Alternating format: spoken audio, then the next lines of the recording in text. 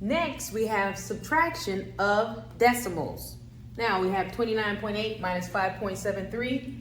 Let's rewrite this so it makes more sense to us, so we can actually subtract. And remember, we carry down our decimal places, right? Remember, and if we added a 0 here, this does not change the value of that number. Now we can actually subtract. Now, can we take 3 from 0? No. So we have to go next door because there's more on the floor. So we go next door. This becomes a 7. That 0 becomes a 10. Now we can subtract. 10 minus 3, 7. 7 minus 7, 0. Carry down our decimal place.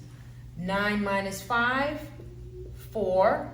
And then there's a 0 here. There's nothing there, so 2 minus 0 is 2. 24.07 is your answer.